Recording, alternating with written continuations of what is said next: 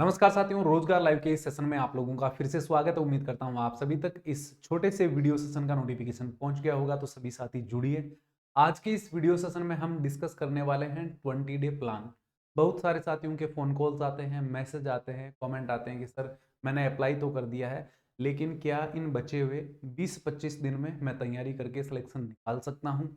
मैं कैसे तैयारी करूँ, कितने घंटे पढूं, क्या छोड़ूं कि एग्जाम ओरिएंटेड में तैयारी करके परीक्षा में सिलेक्शन निकाल सकूं? इस बात को लेकर हम इस वीडियो सेशन के अंदर डिस्कस करने वाले हैं। तो एक बार सभी साथी जुड़िए, फिर हम अपनी बात को आगे बढ़ाते हैं। देखिए, क्या सवाल रहता है कि अब समय कम बचा। देखिए, वैसे तो समय आप सबके लिए बराबर है, क्योंकि सबको उतना ही समय दिया गया है, ठीक है, जितना आपको दिया गया है।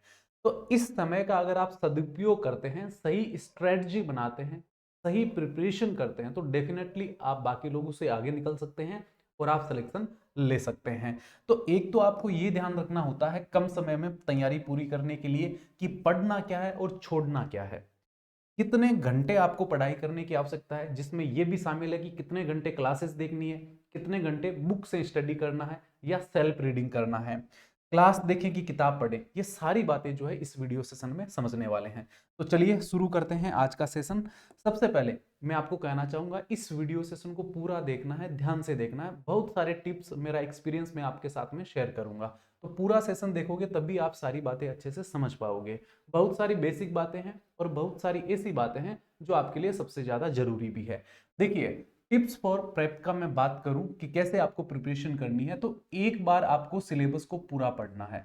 सिलेबस को पूरा पढ़ने से मतलब यह है कि एक बार जो है आपने, जैसे मान लीजिए पहले किसी परीक्षा की तैयारी कर रखी है, तो मान लीजिए आपने इंग्लिश पढ़ा हुआ है, तो एक बार इंग्लिश की रिवीजन करना है।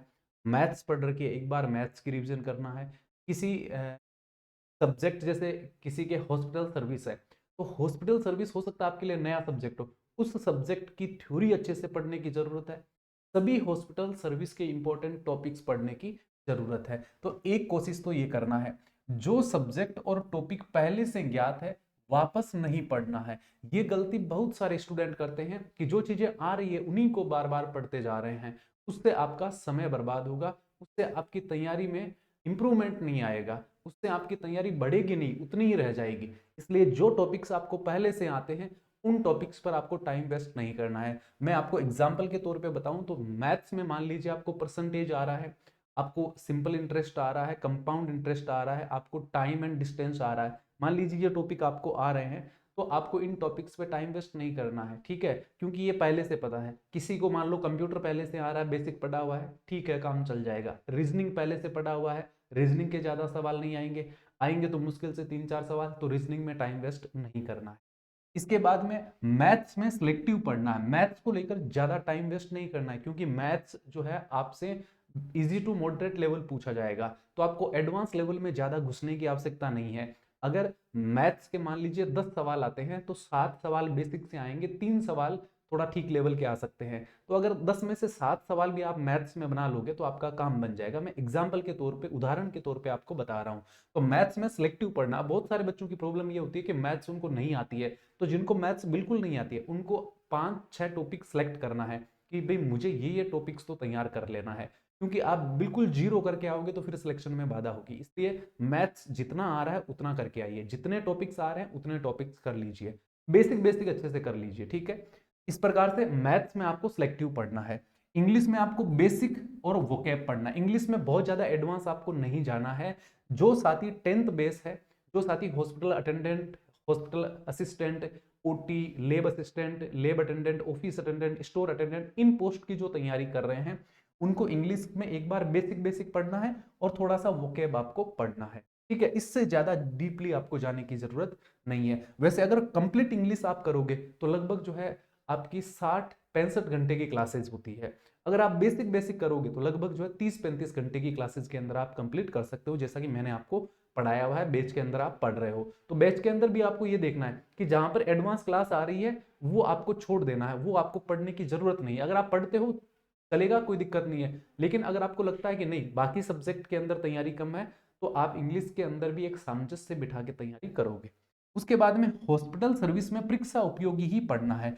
इस सब्जेक्ट के अंदर बहुत सारे साथी ऐसे हैं जो भटक जाएंगे। भटक क्यों जाएंगे? क्योंकि बहुत सारे कह रहे हैं कि हॉस्पिटल सर्विस में 75 सवाल आएंगे, बहुत सारे कह रहे हैं 25 आएंगे, बहुत सारे कह रहे हैं 50 आएंगे, बहुत सारे ये भी कह रहे हैं कि हॉस्पिटल सर्विस के अंदर खाली जो है फर्स्ट एड आएगा। तो ये गलत फहमी है आप लोगों की।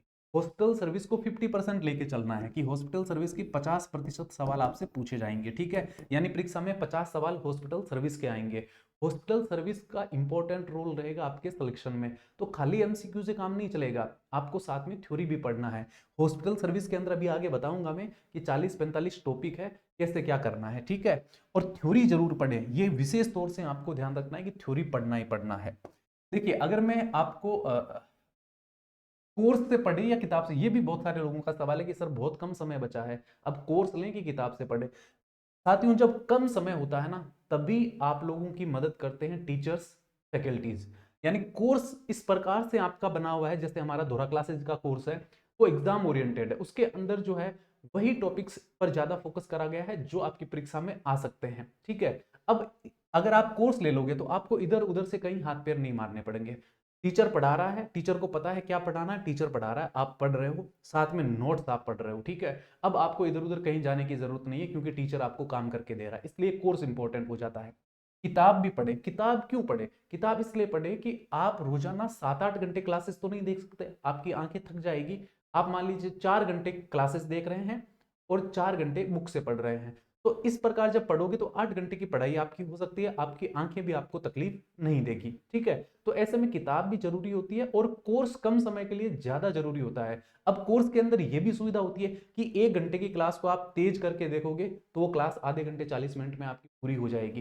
तो उससे क्या होता है कि आपको चीजें समझ आती है जब टीचर समझाता है। आप बहुत बार बिना समझे पढ़ते जा रहे हो, समझ कुछ नहीं आ रहा, बस रट्टा सा लगा रहे हो, तो वो चीजें परीक्षा के अंदर आपको याद नहीं रहेगी। इसलिए टीचर से जब क्लास में थ्योरी पढ़ोगे तो चीजें याद होगी और चैप्टर आपको समझ आएगा, और जब समझ आएगा तभी आपकी तैयारी में सुधार होगा। इसलिए कम समय में एग्जाम ओरिएंटेड अगर आपको पढ़ना है कि परीक्षा उपयोगी पढ़ना है, तो फिर कोर्स के अंदर भी आपको ज्वाइन होना जरूरी है। और किताब आपके लिए मैंने बताया कि 2 घंटे क्लास देखी, 1 घंटे किताब पढ़ लिया, फिर 2 घंटे क्लास देखी, फिर 1 घंटे किताब पढ़ लिया, तो आपकी आंखों को रिलैक्स मिलेगा और आपको पढ़ने में थकान महसूस नहीं होगी।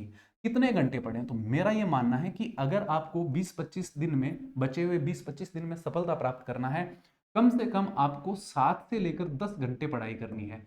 अरे भाई, 4 घंटे सुबह और 4 घंटे शाम को तो जो नौकरी लगे हुए हैं वो भी पढ़ लेते हैं।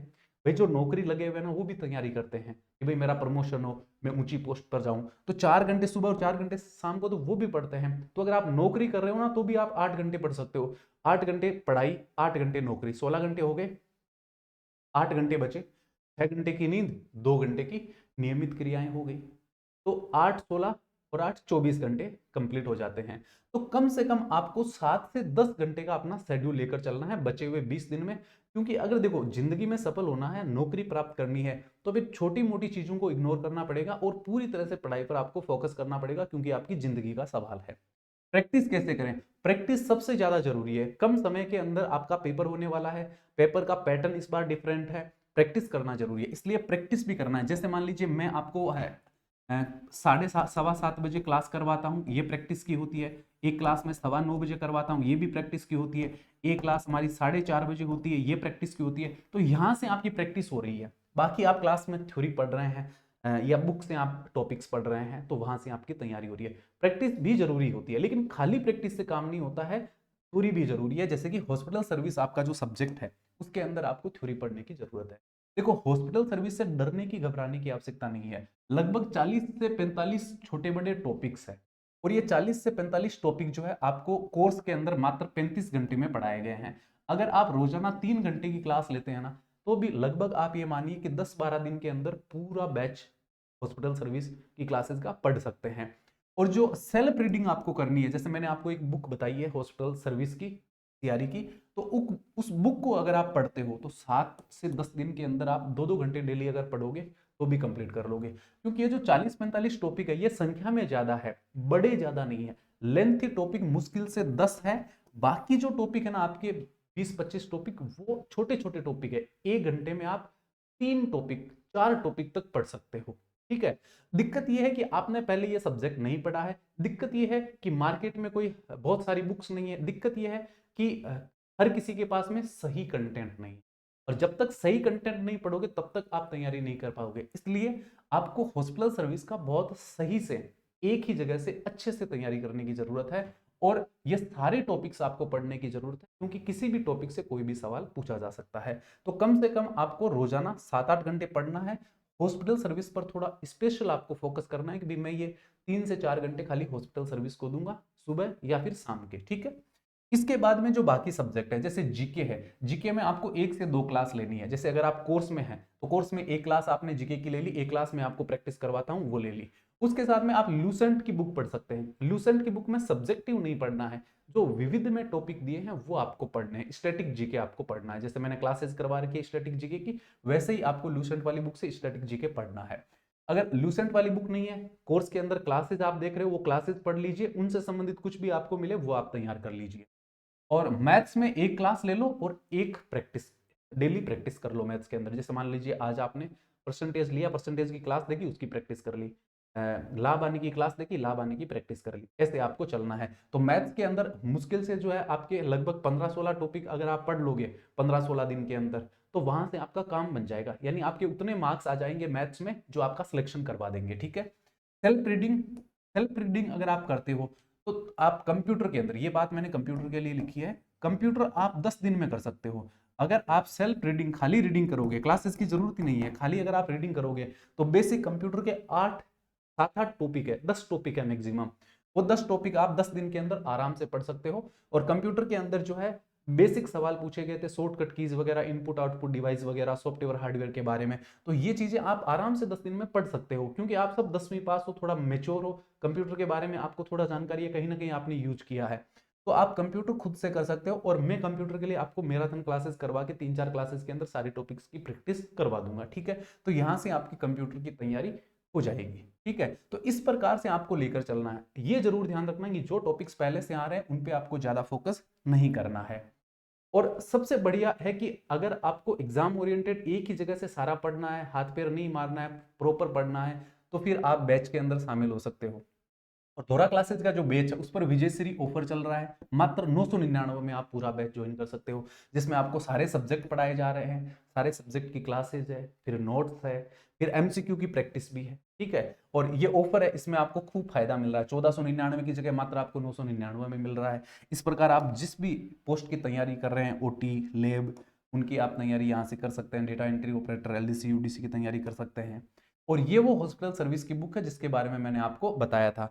आप एक बार ट्राई कर लेना, अगर आपको लेना हो तो धुरा क्लासेस पर आप एक बार ट्राई कर लेना। ऑर्डर अगर चालू है तो आप ऑर्डर कर सकते हो, लेकिन ये ध्यान रखना कि कम से कम 7 दिन इसकी डिलीवरी में आपको लगेंगे, तो आपको परेशान होने की जरूरत नहीं है। ये स्पीड पोस्ट से बाई पोस्ट आपके घर तक पहुंचेगी, ठीक है।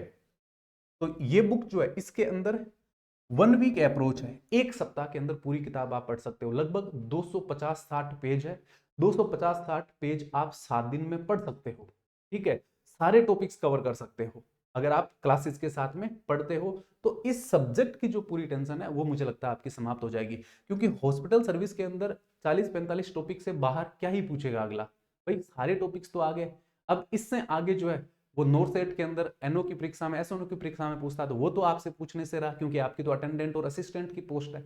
तो 40-42 टॉपिक मुझे लगता है आप पढ़ लोगे, तो फिर आपको चिंता करने की आवश्यकता नहीं है। फिर भी कोई अगर 2-4 सवाल बाहर से आता है तो वो आपका गलत होगा तो बाकी का भी गलत होगा, वो तो कट ऑफ नीचे जाएगी, उसमें आपका भी कोई नुकसान नहीं है, कोई टेंशन नहीं है, क्योंकि यहां से जो तैयारी करके जाओगे वो सही करके जाओगे। 2-4 सवाल इधर उधर के पूछ लेगा, गलत भी हो गए तो भी कोई दिक्कत आपको नहीं होगी। इस प्रकार से अगर आप तैयारी करते हो ईमानदारी से, डेडिकेशन के साथ में, तो आप बचे हुए 20 दिन के अंदर भी जो है अच्छी तैयारी कर सकते हो इस परीक्षा की। और आपका अगर किस्मत ने थोड़ा सा साथ दिया तो डेफिनेटली आप सिलेक्शन भी निकाल सकते हो। चलिए, ये था आज का वीडियो सेशन। उम्मीद करता हूं कि वीडियो ठीक ठाक लगा। सेशन को लाइक और शेयर जरूर कर देना। आप सभी से मैं मिलता हूं आगे लाइव क्लास में। तब तक के लिए आप सभी को जय हिंद, जय भारत।